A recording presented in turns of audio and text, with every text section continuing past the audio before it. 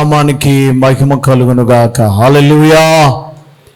దేవుని నామానికి స్తోత్రాలు. మన ప్రభును రక్షకుడైన యేసుక్రీస్తు వారి యొక్క ఘనమైన శ్రేష్టమైన శుభనామంలో మీ అందరికీ కూడా వందనాలు, శుభాలు. ఈ యొక్క ఉదయకాల సమయంలో దేవుని వాక్యాన్ని ధ్యానం చేయడానికి మన హృదయాల్ని సిద్ధపరచుకుందాం. పరిశుద్ధ గ్రంథము నుండి యెషయా గ్రంథము 6వ అధ్యాయాన్ని మనం తెరిచి ఉంచినట్లయితే అందులో ఉన్న వాక్య భాగాన్ని మనం ధ్యానం చేద్దాం. యెషయా అనేటువంటి ప్రవక్త కాస్త రిచ్ మెన్. ప్రవక్తల్లో పేదవాళ్ళు ఉన్నారు, ధనికులు కూడా ఉన్నారు. ఈయనకి యెషయానైన ధనిక ఉన్నతమైన సంపన్న కుటుంబంలో పుట్టాడు. దేవుడు ఆయన్ని సేవకు పిలిచాడు. ఆయనకి భార్య ఉన్నారు. ఆ భార్యతో మరి బిడ్డలతో ఆయన చేస్తూ కాపురం చేస్తూ దేవుని యొక్క ప్రవచనాన్ని పలికినటువంటి వ్యక్తి. అతి పెద్ద ప్రవక్త అంటే ఇంచుమించు మరి ప్రవక్తలు 5 పెద్ద ప్రవక్తలు, 12 మంది చిన్న ప్రవక్తలు, ఇలాగ 17 మంది మనకి కనిపిస్తారు. 66 అధ్యాయాలు ఉంటాయి. అందుకనే యెషయా గ్రంథాన్ని స్మాల్ బైబిల్ అంటారు, చిన్న బైబిలు అంటారు. ఇందులో 39 అధ్యాయాలు పాత నిబంధన, 27 అధ్యాయాలు క్రొత్త నిబంధనకి సాదృశ్యంగా ఇచ్చారు. 27 అధ్యాయంలో దేవుని యొక్క రక్షణ, సువార్త, యేసు ప్రభు రాకడ, తర్వాత ఆయన రెండవ రాకడ గురించి కూడా రాశారు. మొత్తం అంతా ఉంటుంది ఇందులో. సో ఈవేళ మనము ధ్యానించేటువంటి వాక్యం ఏంటంటే 6వ అధ్యాయానికి మనం వచ్చాం. గాడ్ రివెలేషన్, దేవుని యొక్క ప్రత్యక్షత.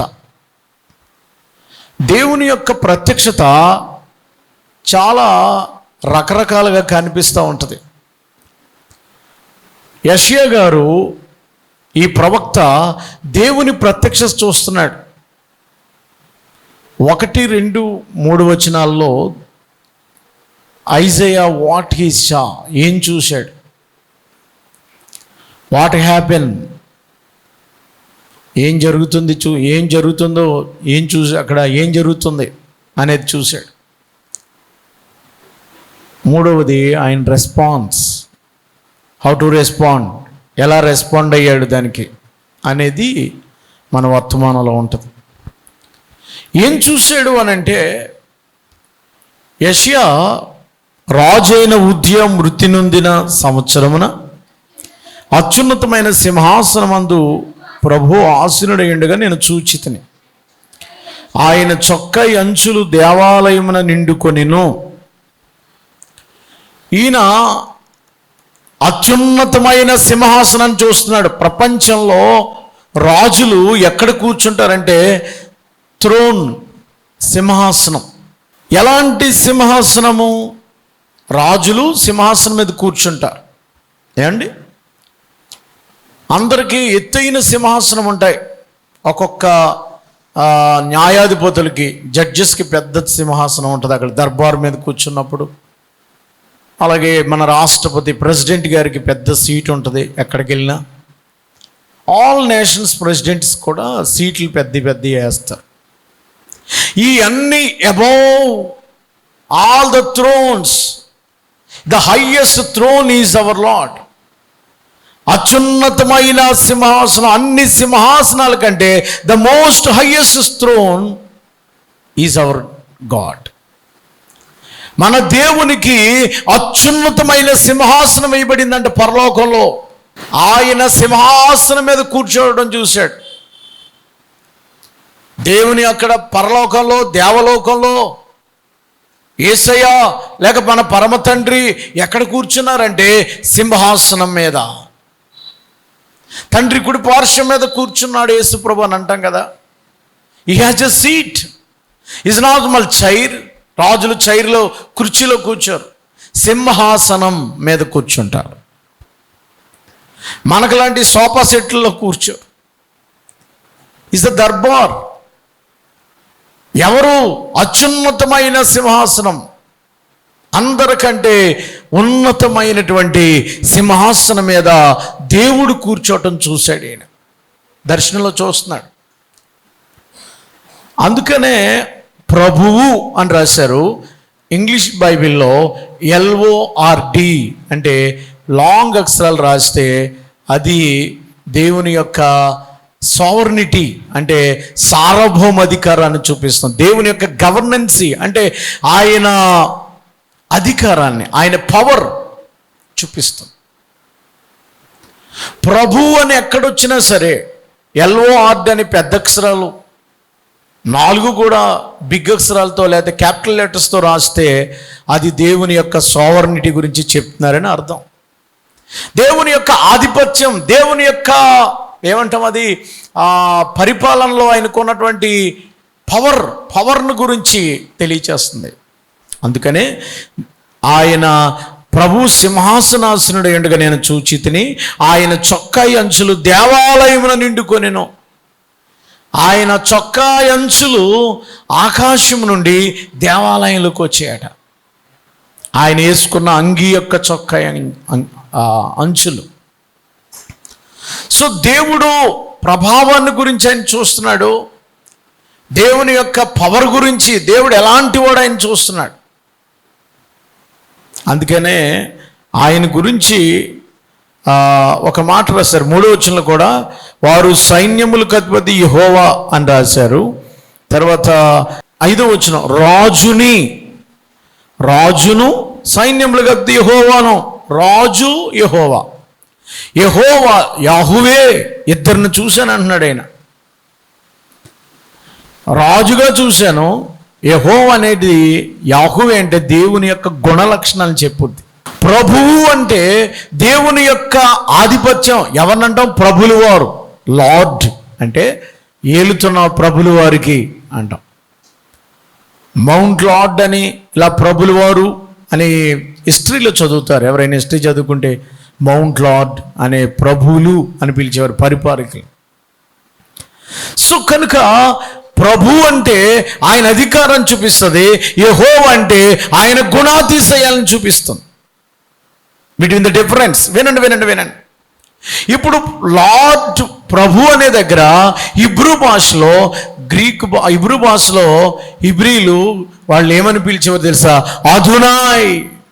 అదోనాయ్ అంటే ఆయన రాజు, రాజులకు రాజు అని ఉంటుంది ఇంగ్లీష్ వేలు. Prabhu, the Lord of Lord is my king అన్నాడు కదా ఒక ఆయన. ఈజ్ మై కింగ్, ఆయన నా రాజు. ప్రభువు మన రాజు, ఆయనే మన పరిపాలకుడు, ఆయనే మన నాయకుడు, ఆయనే మన పోషకుడు, ఆయనే మనం నడిపించేవాడు.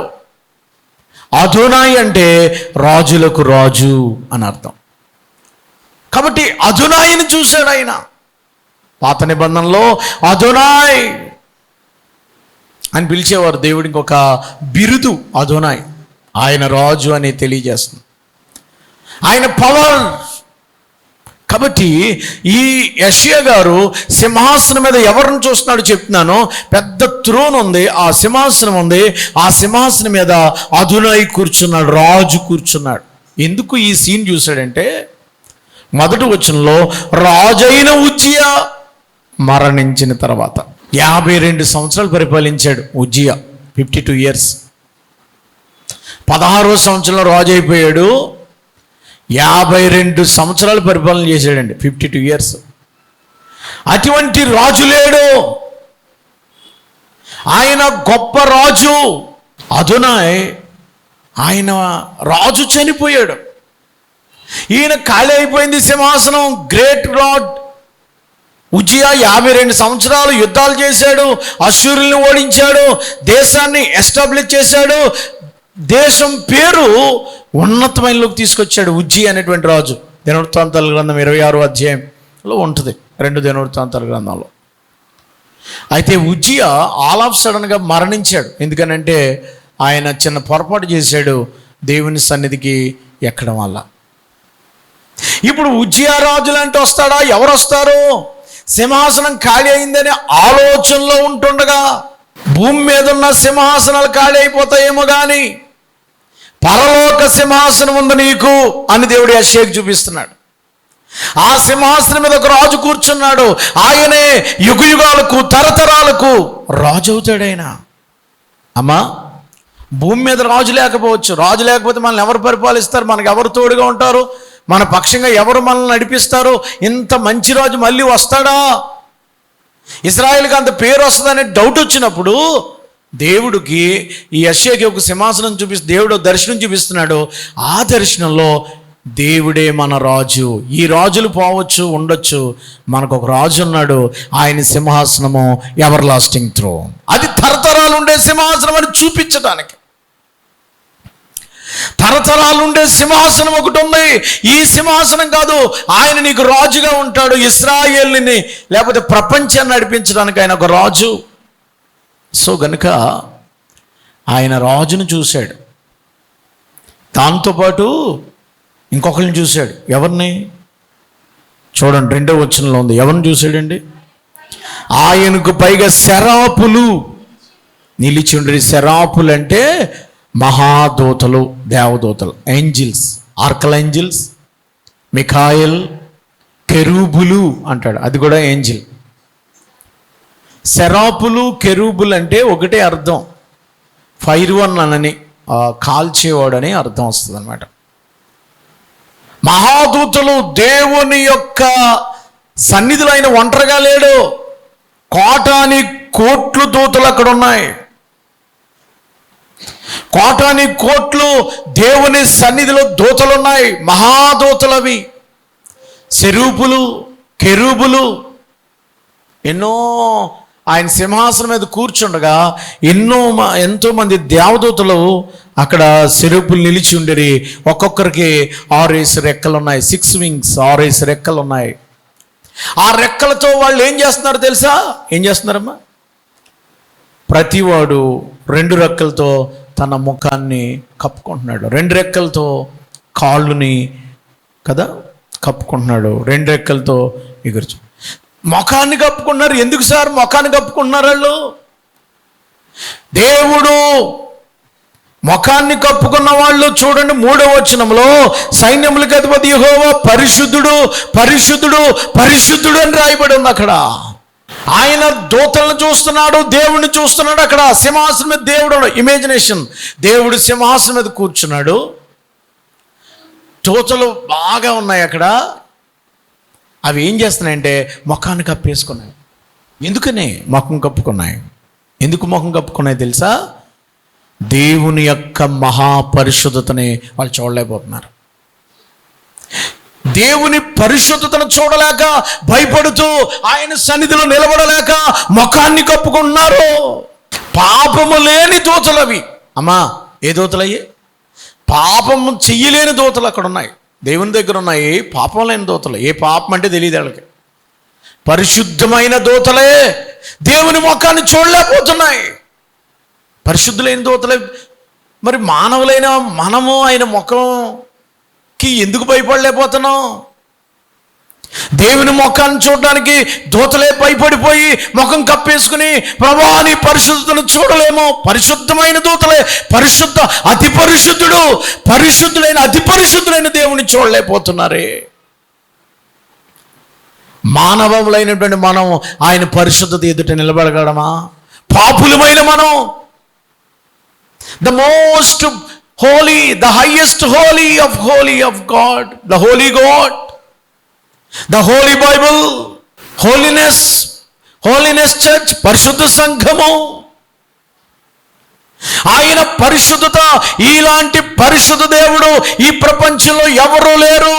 కనుక యెషయా ఏం చూస్తున్నాడంటే అక్కడ దేవుని పరిశుద్ధతతో చూడలేక దూతలు ముఖాన్ని కప్పేసుకున్నాయట. ఆలయంలో నీకు భయం లేదు. దేవుని పరిశుద్ధత ఎదుట నువ్వు ఎలాగబడితే అలాగా దేవుని దగ్గరికి నిలబడి కూర్చున్నా ఇక్కడ దేవుడు ఉన్నాడు అన్నటువంటి భయం లేదు. మనకంటే ఇతర దేవుళ్ళని ఆరాధించే వాళ్ళు అన్యులు ఎంతో భయపడుతున్నారు. వాళ్ళు దేవుని సన్నిధికి వెళ్ళినప్పుడు చెప్పులు విడిచి వస్తున్నారు, వాళ్ళ దేవుని సన్నిధికి వెళ్ళినప్పుడు సెల్ ఫోన్లు పక్కన పెడుతున్నారు, వాళ్ళ దేవుని సన్నిధికి వెళ్ళినప్పుడు భయపడుతున్నారు, లెంపలు వేసుకుంటున్నారు. వాళ్ళు నీకు ఆ భయం లేదు. చిన్న తప్పు జరిగిందని వాళ్ళు చిన్న చిన్న లెంపలు వేసుకుంటున్నారు. అంటే తగలదనుకోండి, తప్పు చేసినప్పుడు మనం ఏం చేస్తాం?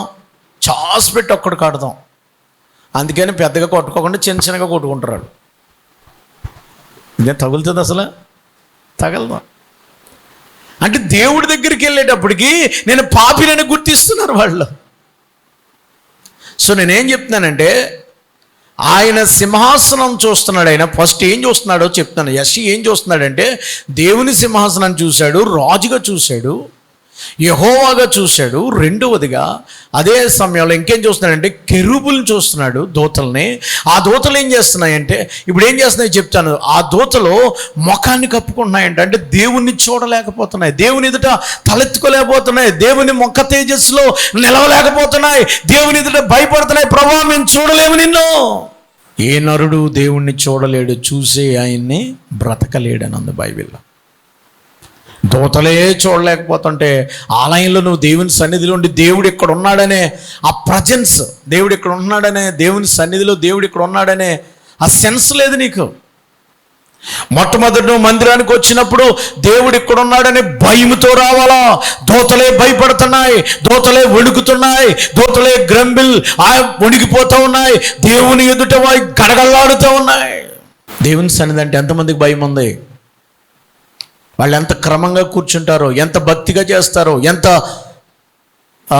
సెన్సిబుల్గా, లేకపోతే ఆలోచనతో, వివేచనతో, ఇది దేవుని మందిరంరా, ఇది మనం పూజలో ఉన్నాం లేదా భజనలో ఉన్నాం, మనం దేవుడి పని చేస్తున్నామని వాళ్ళు ఎంత కాన్షియస్తో, దాని తెలుగులో ఎంత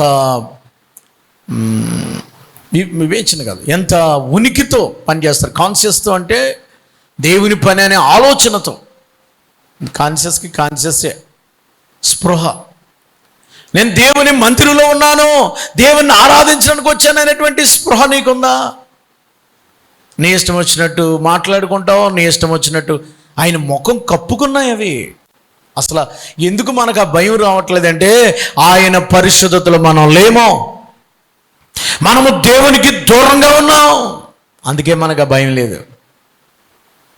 దేవుని పరిశుద్ధతను చూడలేకపోతున్నాం, దేవునిలో ఉన్నటువంటి ఔన్నత్యాన్ని మనం చూడలేకపోతున్నాం, అందుకే మనం ప్రభువుకి దూరంగా ఉన్నాం. అదోనాయిని చూసినప్పుడు మన ముఖము కప్పుకోవాలి. అంటే కప్పుకోవాలంటే మీ ముఖాలు కళ్ళు మూసుకోవాలని నేను అంటలా.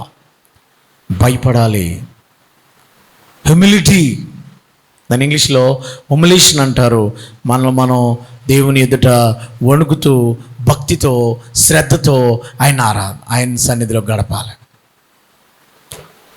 దేవుని సన్నిధిలో ఉన్నటువంటి కనీస వివేచన లేకుండా, నువ్వు వాక్యాన్ని చదువుకోకుండా, బైబిల్ని చదువుకోకుండా పరిశుద్ధంగా జీవించట్లేదు అని అంటే దేవుని దగ్గర ఉన్నావు అనే సెన్స్ నీకు లేదు.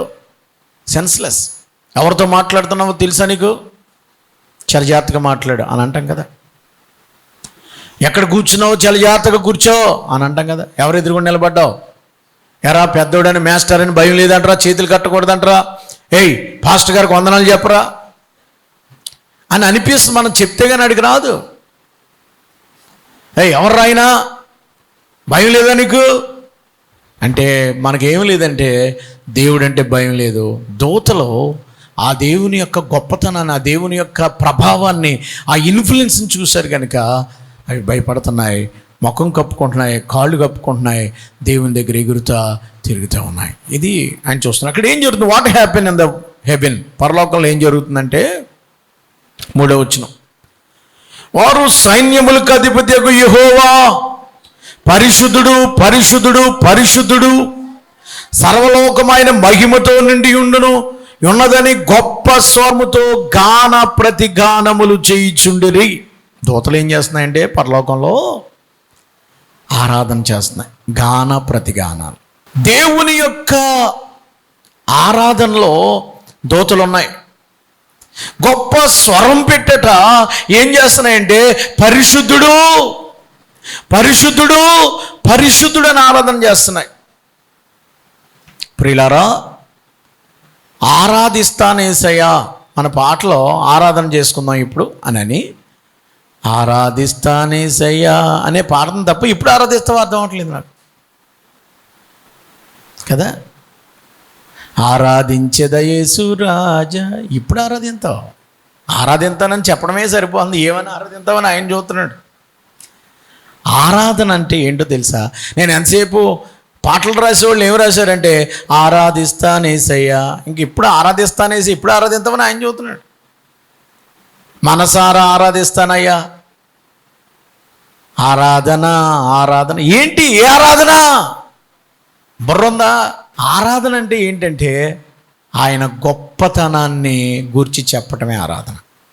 ఎప్పుసేపు ఆరాధన ఆరాధన ఆరాధన అంటున్నారు, కానీ ఆరాధనలో ఏమి లేదు. దేవుని గూర్చిన గుణాతిశయాల్ని చెప్పడం లేదు. ఆరాధిస్తానేసయ్యా, మనసారా ఆరాధన చేసుకుందాం అనుకోవటం, ఆరాధిస్తానేసయ్య అని పాడడం. ఇంతకాడి నుంచి ఆరాధనలో ఆరాధిస్తానని చెప్తున్నావు కానీ మేము ఆరాధించట్లేదు. ఏం ఆరాధించినావు? ఆయన గుణాతిశయములను, ఆయన ఏమై ఉన్నాడో.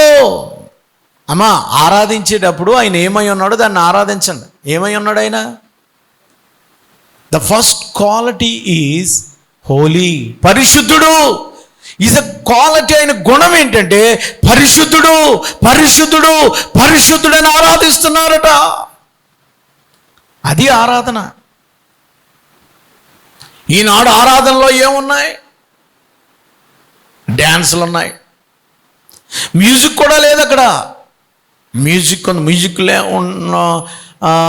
ఉండటం తప్ప నేను అంటలేదు, మ్యూజిక్ ఉండాలి, అన్నీ ఉండాలి. కానీ ఆరాధనలో ఏం మిస్ అవుతున్నాం అంటే దేవుని గూర్చి పాడడం మిస్, ఆయన గుణాతిశయాలు మిస్ అవుతున్నాం, ఆయన గొప్పతనం, ఆయన క్వాలిటీస్. యెహోవా వచ్చేటప్పటికి ఆయన క్వాలిటీస్ ఏంటి? మొట్టమొదటి క్వాలిటీ ఏంటంటే ఆరాధనలో పరిశుద్ధుడు. ఇలాంటి పరిశుద్ధుడి ప్రపంచంలో ఇంకెవరు లేరు. Hour God is Holi God. ఏమర్థం అవుతుందండి బయట వాళ్ళకి పరిశుద్ధత గురించి? బైబిల్ ఒక భూత పుస్తకం అని చెప్పే వాళ్ళకి ఆయన పరిశుద్ధులని ఈ గ్రంథం వాళ్ళకి ఎలాగ అర్థం అవుద్ది?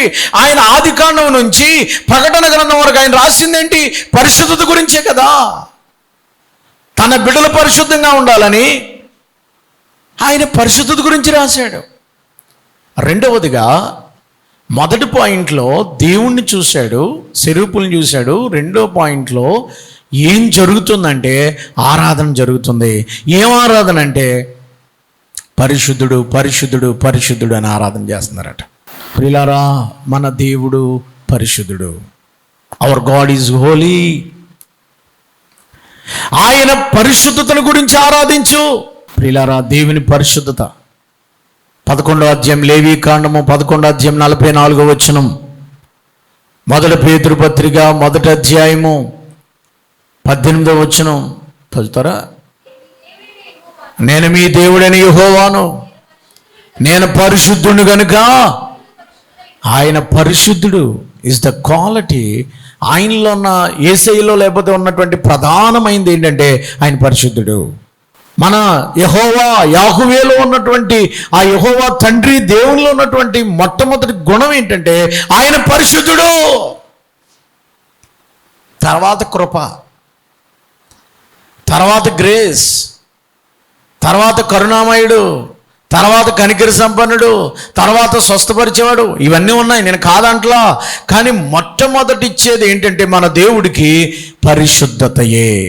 ప్రపంచంలో ఎన్నో మత గ్రంథాలు ఉన్నాయి, ఎంతోమంది దేవుళ్ళని పిలువబడుతున్నారు ఈ ప్రపంచంలో. ఒక్క గ్రంథంలో పరిశుద్ధత గురించి చెప్పారేమో చూడండి. ఒక్క గ్రంథంలో నేను పరిశుద్ధుడని ఏ దేవుడైనా చెప్పాడా?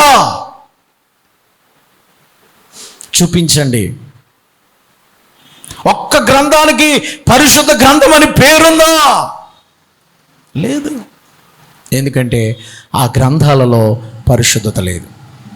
దేవుడికి ఒకటి ఉండాలి. ఇలా చూడండి, దేవుడు రాజు అయి ఉన్నాడు. ఈ ప్రపంచాన్ని, సృష్టిని, సమస్తాన్ని ఆయన ఏలుతున్నాడు, తిప్పుతున్నాడు, కాలచక్రాన్ని తిప్పుతున్నాడు, సృష్టిని ఆయన ఏలుతున్నాడు. ఓకే, అర్థమైంది అక్కడ వరకు? దేవునికి స్తోత్రం. మొదట ఆయన రాజు కదా, మొదట 2 వచనాలు 3 వచనాలు ఏం కనపడుతుంది? ఆయన రాజు అని కనపడుతుంది. 3 వచనంలో ఆయన ఎలా కనపడుతున్నాడు? పరిశుద్ధుడిగా కనపడుతున్నాడు. రాజుకి పరిశుద్ధత లేదనుకో, దేశాన్ని ఎలా పరిపాలిస్తాడు? పరిపాలించే రాజు పరిశుద్ధుడు కాకపోతే దుర్మార్గంగా పరిపాలిస్తాడు, అపవిత్రంగా పరిపాలిస్తాడు. కానీ మన రాజు, మన దేవుడు, మన దేవుడైన రాజు, మన ప్రభు అయిన యెహోవా, మన రాజు అయిన యెహోవా, ఆయనకున్నది పరిశుద్ధతో పరిపాలిస్తాడు. అందుకే దేశం పరిశుద్ధంగా ఉంటుంది, దేశం బాగుపడదు. రాజుకి కనుక పరిశుద్ధత లేకపోతే, రాజుకి కనుక నీతి లేకపోతే, రాజుకు కనుక న్యాయం లేకపోతే, రాజుకు కనుక మంచితనం లేకపోతే, దుర్గుణాలుంటే, చెడ్డ మనసుంటే, దుర్మార్గుడైతే, అపవిత్రుడైతే, యథా రాజా తథా ప్రజ, దేశమంతా నాశనం అయిపోతే. The only one and God, hour Jesus Christ, the holy God, ఆయన ఒక్కడే పరిశుద్ధుడు. ఈ ప్రపంచంలో తరచి తరచి తరచి తరచి చూసిన ఏ దేవుణ్ణి చూసినా సరే ఏదో ఒక అపరిశుద్ధత కనిపిస్తూనే ఉంటుంది. కానీ మన తండ్రి అయిన దేవుళ్ళో, యాహోవేలో పరిశుద్ధత, మరి అపవిత్రత కనపడదు, పరిశుద్ధతే కనపడుతుంది. యేసయ్యలో ఏం కనిపిస్తుంది? యోహాను సువార్త 4వ అధ్యాయంలో, నాలో పాపముందని మీలో ఎవరైనా నేరస్థాపన చేయగలరా? Our Christ is the holy. ఆయన ఎవరమ్మా? పరిశుద్ధుడైన దేవుడై ఉన్నాడు. ప్రియులారా, ఆయనలో సమరయ స్త్రీ దేవునిలో పరిశుద్ధతను చూస్తుంది. అందుకే ప్రభువు వారు సవాలు విసిరారు, నాలో పాపముందని మీలో ఎవరైనా నేరస్థాపన చేయగలరా? నాలో అపవిత్రత ఉందని మీలో ఎవరైనా నిరూపించగలరా? ఎస్, ఆయనలో పాపమేమీ లేదు, ఆయనలో పాపమేమీ లేదని పరిశుద్ధుడు. పరిశుద్ధాత్మ వలన నువ్వు గర్భవతి అయి కుమారుణ్ణి కంటావు. అంటే యేసుప్రభువు వారు పరిశుద్ధుడిగా పుట్టాడు. ఆయన జన్మలో పరిశుద్ధత, ఆయన ప్రవర్తనలో పరిశుద్ధత. సో నేను ముందుకెళ్తున్నాను. దోతలు అక్కడ దేవునిలో ఏం చూసినాయి అంటే పరిశుద్ధతను చూశాయి. అమ్మా, మీ దేవుడిలో ఏం చూశారు మీరు? మనం ఎప్పుడు ఏం చూస్తామంటే కృప చూస్తాం. కృపయే, కృప ఉంటే సరిపోద్ది మనకి. ఆయన పరిశుద్ధత గురించి ఎవరో పాడరు. పరిశుద్ధత మీద కొన్ని పాటలు చెప్పండి. అది పెళ్లికి పరిమితం చేశారు. ఆ పాటకెళ్ళి పెళ్లి కోసం రాయలేదు ఆయన. ఎవరో పరిశుద్ధ పరిశుద్ధ పరిశుద్ధ ప్రభువా, వరదూత లైనా నిన్ వార్నింపగలరా?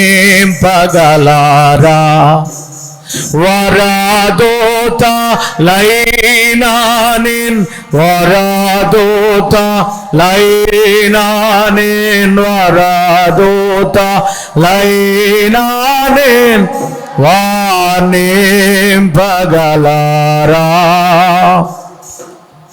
అందులో పెళ్లికి సంబంధించింది ఏమన్నా ఉందా? ఆయన పెళ్లి గురించి రాయలేదు. ఏం రాశారు అందులో? పెళ్లి కొడుకు వస్తున్నాడు అని అందులో ఏమన్నా ఉందా అసలు? అక్కడ పరిశుద్ధ పరిశుద్ధ పరిశుద్ధ ఎన్నిసార్లు రాశారు ఇక్కడ? హోలీ హోలీ హోలీ ఎన్నిసార్లు ఉందమ్మా అక్కడ?